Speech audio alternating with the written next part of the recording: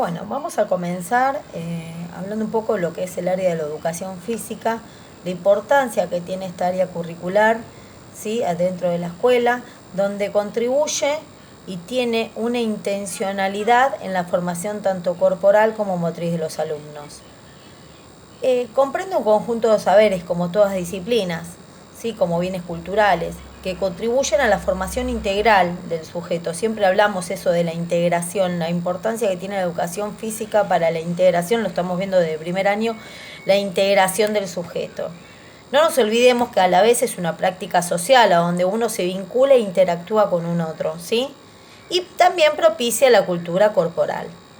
Bueno, seguimos. Bueno, chicos, les sigo contando un poquito. A nuestro grupo le tocó el primer ciclo, que abarca primero, segundo y tercer año, ¿sí? Ahora voy a hablar un poquito de los propósitos generales del área, la importancia que tienen estos, ¿no? Bueno, la educación física, el área de educación física, uno de los propósitos que tiene es propiciar el desarrollo de distintas capacidades y habilidades, ¿sí? A la vez que favorezcan estas a la asunción de actitudes de responsabilidad con uno mismo y con un otro.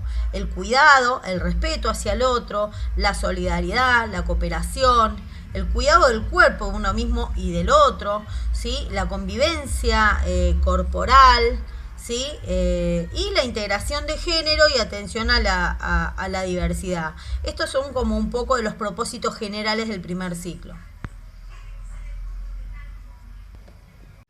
Bueno, como recién había dicho que estamos hablando sobre el primer ciclo, el primero, segundo y tercer año, había propósitos generales, también hay unos objetivos generales que está bueno tomar en cuenta y poder repasar juntos. Algunos de ellos son participar en juegos, en grupos, aceptando reglas, que es muy importante poder aceptar reglas, construir grupos aceptando al otro, ¿no? Integración, que es importante, diferenciar parte de su cuerpo y sus movimientos con la de un otro también, reconocer las combinaciones, tanto las nociones temporales y espaciales en las acciones motoras, ¿sí?, participar en experiencias en el medio natural, que también lo vamos a ver en los bloques ahora a medida que vamos pasando, que influya esto también, un poco todo esto en la autonomía del niño, ¿no?, que empiece a tomar un poco más de confianza y que el niño tenga un poco más de autonomía. Y asumir actitudes, como había dicho hace un ratito con los propósitos, que sean de cooperación, valoración, ¿sí?, que sean de solidaridad, y que también ellos pueden expresarse, ¿sí?, en una forma de expresión y la comunicación que sea corporal y gestual, ya sea individual o grupal. ¿Esto qué quiere decir? Que no solamente uno se puede comunicar hablando, que uno también comunica desde lo gestual, ¿sí?, que lo hemos visto esto, articulándolo con Pichon Rivière, la comunicación de analógica y digital, que uno también comunica con lo gestual, ¿no?, que es importante, el cuerpo dice mucho. Bueno, vamos a empezar con el primer bloque, que es conciencia y constitución corporal, nociones corporales y capacidades motoras. ¿Qué hablamos de esto? Es un poco de conciencia de la constitución del cuerpo, las nociones corporales y las capacidades motoras. Por ejemplo, las características principales de este bloque es aprender las nociones sobre su propio cuerpo en forma global y parcial, pero a la vez la progresión de acciones motoras. Pero también es importante las habilidades de su estadio maduro. A medida que el niño va madurando, ¿sí?, en su estadio maduro, va también haciendo un progreso en sus acciones motoras. Bueno, hay diferencias y similitudes en los contenidos del área de primero a tercer año, ¿sí? Algunas se diferencian por el nivel justamente de lo simple a lo más complejo, se va complejizando a medida que va avanzando, justamente como recién les dije, según el estadio. Por ejemplo, en primer año podemos ver que hay un reconocimiento de las posibilidades motrices globales, mientras que en un segundo y un tercero son globales y segmentadas, ¿sí? Voy a nombrar algunas. Por ejemplo, en primer año la utilización espontánea de la predominancia lateral es espontánea, mientras que en segundo y en tercero ya empiezan a identificarla y a utilizarla, pero más conscientemente, ¿sí? Después tenemos una que está en primero, segundo y tercer año, que identifican la utilización de las nociones sobre su propio cuerpo. Justamente este es un bloque que habla especialmente de su propio cuerpo. Después tenemos, por ejemplo, en primer año, cuidado del propio cuerpo y de los otros. Mientras que en segundo y en tercer año quizás es una valoración del cuidado del cuerpo y de los otros, ¿sí? Primero es un cuidado, pero después hay una valoración, se valora eso también. Después tenemos algún otro que dice, por ejemplo, en primer año tenemos reconocimiento de derecha a izquierda en su propio cuerpo. Y en segundo y en tercer año ya vemos la utilización de ambos lados, tanto brazos y piernas, con cierto control. Hay un mayor control. Al principio solamente hay un reconocimiento, pero después eso va evolucionando y el niño ya tiene un cierto control sobre las extremidades. Después hay una experimentación de los movimientos segmentarios en las extremidades, mientras que en segundo hay una exploración de los mismos y en un tercero hay un reconocimiento de la flexibilidad de los mismos. O sea, va avanzando a medida que va pasando. Bueno, ahora voy a hablar un poquito de los modos de conocer dentro de este primer bloque, donde también se divide un poco como por años, ¿no? Porque a cada año, según su nivel de complejidad, va cambiando o no. Entonces, en un primer año se le pide, digamos, explorar en forma libre y guiada, reconociendo algunas capacidades.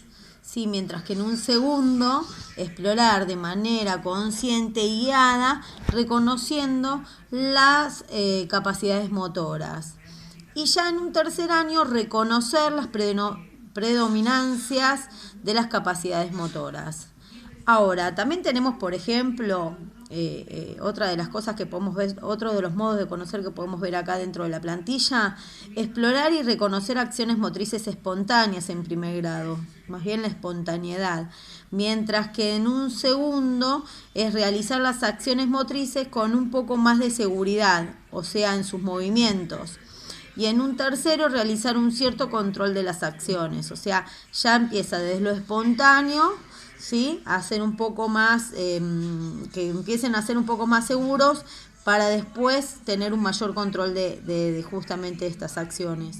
En un primer año se diferencian la fuerza y la velocidad, ¿sí? Hay que diferenciar por lo menos la fuerza y la velocidad, mientras que en un segundo y en un tercero, que es más bien similitud ahí, identificar con las tareas, empiezan a diferenciar la velocidad, la fuerza de velocidad, pero también ponen la resistencia.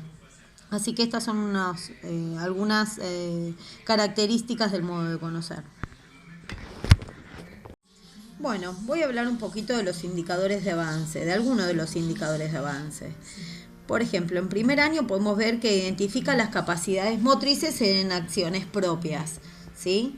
En segundo año ya resuelve problemas motrices que se presentan en los juegos y reconocen las habilidades. Y en un tercero, el ajuste progresivo en su ejecución, ¿sí? Después también podemos visualizar en el primer año que reconoce de manera global la predominancia lateral en relación de su cuerpo y con los objetos, mientras que en un segundo identifica, no solamente reconoce, identifica ya su predominancia lateral, y en un tercero comprende la relación entre el desarrollo de las capacidades motoras y la resolución de situaciones motrices, o sea, reconoce la diferencia entre el dominio y el control. Así que estos son algunos de los indicadores de avance. Bueno, llegamos al final del primer bloque, que son las situaciones de enseñanza, a donde acá también podemos justamente situar como diferencias según el año, pero por una cuestión, como ya habíamos hablado antes, porque de lo simple a lo complejo, entonces cambian también las situaciones de enseñanza, los modos de conocer y todo. Por ejemplo, en primer año podemos ver que se pueden proponer juegos para resolver situaciones motrices de salto, carrera, experiencias, o sea, carreras de distancia, ¿sí? Para experimentar en relación de cambios corporales. Mientras que en segundo se proponen juegos, pero también se proponen tareas, ¿sí? El salto de carreras, también a distancia, todo, pero hay una variación, ya hay un poquito más de complejidad. Por ejemplo, acá podemos ver que se pone una cierta altura, una cierta velocidad. Hay variables espaciotemporales, ¿ok? Mientras que en un tercero podemos ver que obviamente se complejiza un poquito más, porque ahí proponen tareas, ¿sí?, para afianzar su predominio lateral, reconociendo el uso y el manejo de objetos. Ya empieza a meterse con más complejidad. ¿Sí? Y vamos con juegos, con resolver situaciones más bien sencillas, y ya se le fue metiendo a los juegos tareas con consignas a realizar, ¿no? Y después, otra de las cosas que puedo decir de las situaciones de enseñanza: identifiquen las nociones y las describan.